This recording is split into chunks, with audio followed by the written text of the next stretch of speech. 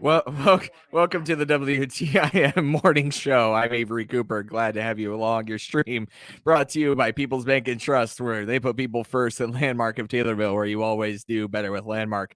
I'm here in studio. Well, it's a loud studio, and it's always a loud studio when we have the Master Gardeners of University of Illinois Extension. Thanks. And I have Sandy Klein in. Welcome back to the program, Sandy. Thank you. It's good to be here. And we also have Gwen Podesky. Great to have you back here, Gwen. Hi, how are you? Great to have you here. So, it is June, and well, I had Andrew Holsinger describe it as kind of like the peak time for gardening, whether it's you're tending to the stuff you already have planted or you're planning ahead for the next season. Now is the time to be a gardener in Illinois. Well, yeah, we're pretty much, I am anyway, pretty much planted up by this point, but things are blooming now. I think I'm actually going to I've got some tomatoes set on. So hallelujah. You're good. Okay. Yeah. I have blooms on my tomatoes. So anyway, no tomatoes yet, but blooms. But everything's blooming as far as flowers. Yeah, but things are really behind this year. There are substantial delays. I just yesterday had the first of the daylilies that I have. I had one 4 days ago. I know, and she beat me. I have 250 and you beat me. Doggone it. But anyway, this is later than they've bloomed in the years in a growing year for a long time, for a number of years. So things were the very cool weather has really, and then that very hot spell. I had one of the local strawberry growers, and I referred him on to Andrew, but he had some crop loss on his strawberries because there was I heard about that, because it was of that extreme heat. It'll just make the flowers just drop. And this is strawberry season, right? Yeah, they're right wonderful right now. Mm-hmm. Yes. It's a good time. Yeah. I had some strawberries recently, and I said, "Oh, I can't believe how good these are!" It's because it's strawberry season. When they're not trucked in from who knows where, they're wonderful. Yeah, they are. So tell me, what have you guys been up to as master gardeners? Well, weeding. Weeding. I spent 4.5 hours with Karen the other day weeding at the Master Gardener demonstration gardens, and we came up with a problem that Sandy and I were talking about when you all caught us talking as we went on air. There are a few very, very naughty plants in the landscape, and one of the ones that we found in our demonstration garden was wild poison hemlock, and it's not, you see it along the highways and byways right now, the big clouds of white bloom. It probably might look kind of attractive to you. Please do not get the sap from that plant into any cuts, into your eyes. Don't ingest it. As far as even your nose, this stuff is not kidding. It can make you very ill, can blind you if it gets in your eyes. So if it's out there and you can take care of it. We, in long sleeves and gloves and masks and sunglasses and hats and pants, pulled it from the garden one at a time and took it and threw it away. So, and then the other one we were talking about, and I've seen a little bit of it along Route 29 on the way to Springfield, is called wild parsnip. And that one will cause a rash, a very painful blistering rash that can last for weeks. And what happens with that one is you stay out in the sun. Okay. You say you come in contact with it. It's on your skin. It has an oil, which is what most of these poison rash inducing plants cause problems with. And it reacts to the sunlight. And the longer you're out there with that stuff on your hands, face, whatever, the bigger the blisters get. I was exposed to it and had blisters the size of 50-cent pieces. So what's the name of that again? Wild parsnip. And again, both of these are in the carrot family. They have the umbel flowers, kind of like Queen Anne's lace. They're bigger than Queen Anne's lace and much more problem. dramatic. Are these plants wild hemlock and wild parsnip? Did you say wild hemlock? Poison Hemlock. I Poison beg your hemlock. pardon. What and wild parsnip? Are they native to Illinois? I think parsnip might be. I Mhm. believe they Yeah. could be, but all natives are not good. Remember, poison ivy is a native plant. Even if it's native, you still got to be weary You still of it. have to be. Yes. There are plants that will cause. I mean, it's we get drugs from somewhere, and a lot of drugs come from plants. So, Right. you need to think about that. But Right. anyway, but no, it's been an interesting spring. Yeah. Yeah. Well, obviously, be careful if you see poison hemlock. But other than that, I mean, what should they do? Like they I find said, it? remove it if it's possible for them safely. Dispose of it. Do not, if you would, I wouldn't recommend burning it, and if you do, I wouldn't stand in the smoke. Any poison plant, if you burn it, and stand in the smoke, you are Mhm. it volatilizes. So Yep. yeah. So anyway, but removal is good, but hard to do, and very, very done very cautiously with the right kind of protective gear on. Is this something the extension office wants to see if you do find it in your backyard, or just throw it away? I would say throw it away, Just throw it away. but take a picture. Sometimes with stuff like this, it's always best to take a picture. I had someone who actually stopped me in church yesterday and asked me, and she sent me a picture of the plant, and I'm pretty sure she had a kind of a strange version of loosestrife, but it was eating up one of her hibiscus. And so I said, it just needs to come out. It's keeping you from seeing what you want to see over there, and you didn't plant it, and it's not attractive. Mm-hmm. I don't know if it didn't look like it set blooms yet, and much of the purple loosestrife has, but it's certainly it is not a native plant. Purple loosestrife is not a native plant, and it is invasive, and it is can be a real problem in the natural environment. So I told her, I said, get it out of there. But yeah. Well, what would you say is well, actually, let me retrace. How many are, I'm sorry, I'm having a really hard time here. Are there any other types of plants like poison hemlock, like parsnip right now that you need to be on the lookout while you're gardening? Poison ivy, leaves a Right. 3, let it be. We don't really have too much in the way of poison I don't oak or have any. poison sumac Yeah. around here. There's something called giant hogweed that everybody makes a big deal about. It's like has 2-foot wide flowers and taller than 2 people, but they've never really documented that around here. So, but again, it's always good. We have got the help desk going on. Sandy is our captain at the help desk. So if you run into these plants, bring them in, bring a picture or bring them in, Mm-hmm. Yeah. preferably a picture. Yes. Yeah. Especially Shouldn't touch it. Right. probably. Yeah. And if it's something you don't think you should touch, Yeah. please don't bring it in. But we'll be glad to help identify it.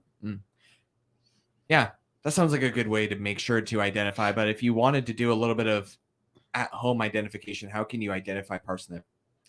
There are a couple of apps. I don't have much experience with them, but If you have, I don't either. there's but one called Picture This, but I don't know. yeah, I just plugged in wild parsley, and it came up the pictures and everything. So I think if they have the internet, they should use it and try to identify it. And always, like I said, always when you do like a Google search or any kind of internet search, it's good to put the word extension on, because many times you'll get, like with Illinois, if there's been a sheet, an info sheet prepared, it'll tell you what it is, pictures of it, how to eradicate it, what kind of controls you can use. And so it's always good to do those internet searches if you suspect what it is. And as I said, I think there are a few apps. One is there a Snap?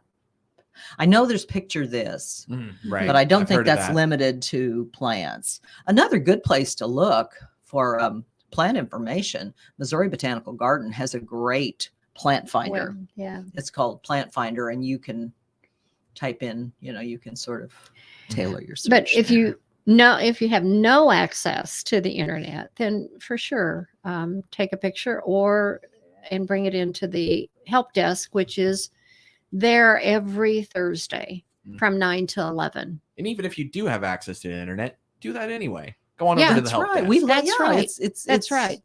Because it's often, the funny thing about it is I had a lady who called the help desk one day with a problem with a tree in her yard. And it's one of those things that, as you talk with people, you get a little bit better an idea of what's going on. And so that helps a lot. So yeah, the help desk is there. You can also call 217-287-7246 and talk with us on Thursday mornings from 9 to 11. Or leave us a question. The staff there will fill out the sheet and we can work on it when we get there. We also have the information canopy or tent Right. at the farmers market on Saturday. So there's two Saturdays a month. Yeah. Mostly the first and third Saturdays. I think July is going to be. So we have master gardeners manning that, and they're always there to assist and give information about any problems you might have with gardening. Let me reintroduce you here both, and then we'll take a break and come back and finish our conversation. That's Master Gardener Sandy Klein, along with Gwen Podeski here on the WTIM Morning Show. Your stream brought to you by People's Bank and Trust, where they put people first, and Landmark of Taylorville, where you always do better with Landmark.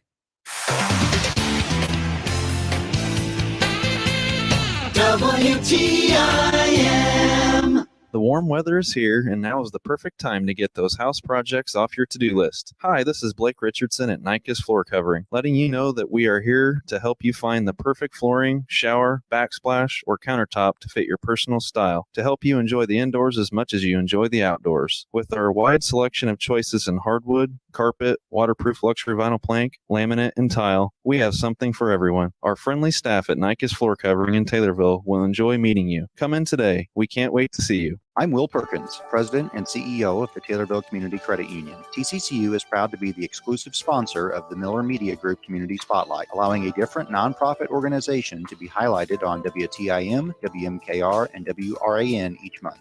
Here's Judge Ron Spears with the Taylorville Optimist Club. On June 15th, the Taylorville Optimist Club will celebrate 57 years of local public service projects. By providing hope and positive vision, optimists believe that giving of oneself in service to others will advance the well-being of our community. Optimists will again sponsor the July 4th fireworks at Lake Taylorville, and the financial support of individuals and businesses is greatly appreciated. The Optimist Club needs new members to help in its public service. Meetings are at People's Bank at 7 a.m. on the second and fourth Thursdays of each month. Come and share your talents and include optimism in your life. TCCU is proud to be the exclusive sponsor of the Miller Media Group Community Spotlight. Come join us. You'll wonder why you waited. Member NCUA.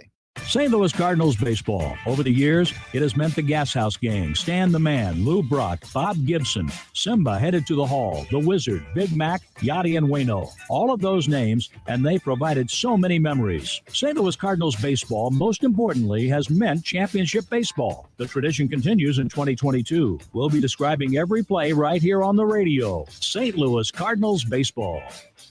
Cardinal Baseball, heard on WTIM, your information station. The Big 870 across central Illinois, 96.1 FM in Christian County, 107.5 FM in Shelby County, and 107.9 in the Pena-Nokomis area. It's brought to you by Leach Wilson Chevrolet Buick, Corner Copy Print Shop, Memorial Presbyterian Church, Bob Ridings Pena, and Kemmer Village. Cardinal Baseball in Shelby County on WTIM 107.5 FM. SIU Center for Family Medicine across from Kroger in Taylorville provides complete health care to you and your family. If you're insured, underinsured, or uninsured, SIU Medicine can provide health services to all ages, including OBGYN care, annual exams, school and sports physicals, legal assistance, financial counseling, and behavioral and mental health services. Call SIU Center for Family Medicine Taylorville to schedule your appointment at 217-824-1134. That's 824-1134. Or click their icon at TaylorvilleDailyNews.com. Your information station, WTIM. Welcome back to the WTIM Morning Show. I'm Avery Cooper. Your stream brought to you by People's Bank and Trust, where they put people first, at Landmark of Taylorville, where you always do better with Landmark. I'm here in studio with Master Gardeners, University of Illinois Extension, Sandy Klein and Gwen Podesky, and talking about gardening. And I understand that the Master Gardeners have an event coming up in July that you guys wanted to talk about. Tell me a little bit about it. Yeah, we're having several things we're going to talk about. But first of all, we're having something called an evening in the garden. It's going to be at the farm home of Larry and Debbie Weber. Larry is retired farmer and Debbie retired from the county circuit clerk's office, I think. But anyway, she's got a lovely farm garden or rural garden, and we're going to have an evening in the garden, 5:30 to 7:30 on Saturday, July 16th. Going to feature some art in the garden. There are a couple of artists, her daughter Amanda Grieve, and also I believe Denise Blakeman. And then we've got she's going to do desserts from the garden, so some rhubarb and berries and other fun things like that. And it's just kind of a fun evening to come and enjoy a garden. It's always I think gardens are always pleasant to visit in the evening. So it's Saturday, July 16th. It's free to the public, but you do need to pre-register By calling. and you can call 217-287-7246, or you can register at on the online on our extension website on extension.illinois.edu/CJMM. That's right. And so you can also go there and hit register. And the time. And the time is 5:30 to 7:30 that evening. So there's not going to be a formal program, but it's just more or less a chance to walk around and enjoy the garden. She has lots of gardens out there. There's one she calls East and West of the Moon or something like that. And there's another one called the Girls Club that's like things like Shasta Daisies and things that have girl name, Veronica's and things like that. So, but it'll be a lovely evening, we hope. What other events are you looking forward to in the next little bit? Well, we have some gardening webinars. One is coming up here in June 21st at 1:30. Natives versus cultivars is what the title of that one is. Then in July the 12th, identifying common lawn and garden weeds. And August 16th, a late summer and fall blooming plants will be talked about. So those are webinars that you can go into the Unibuy extension and sign up for those or just watch them. And they are, you can watch them later on YouTube. Usually takes a couple of months, I think, or so. I think Andrew has one that he's offering on the 15th, which is Wednesday this week, and from 2 to 3, and it's on this really doesn't pollinators. This is Emily. Yeah, this one Andrews is at the office, so or not at our office, but I think in Hillsborough or Macoupin County. So they may want to call 217-287-7246 if they're interested in that. But that one is on pollinators and how to plant for pollinators so that they're supported throughout the year. We've also got, I know that our neighbors to the northeast are having their garden walk on Saturday, June 25th from 1 o'clock until 5 o'clock. That's the Macon County Garden Walk. And you can go on to the Macon County Extension website and register for that event. They do ask that you register.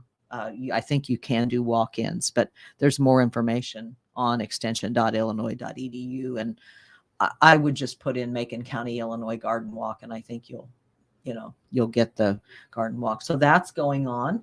And actually this week we kind of have a poignant event that's at our Master Gardener meeting. We're going to have the meeting, and then we're going to plant a tree in Kincaid, I think at the KC Park.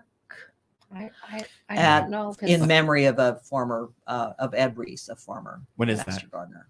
That's Thursday. Okay. The 16th, and I think we'll probably plant the tree before the meeting, so sometime around 10 o'clock. All right. That's University of Illinois Extension Master Gardeners Gwen Podesky and Sandy Klein. I'm Rich Thomason in Washington. A significant last-minute change in the program for the House committee. It's been investigated.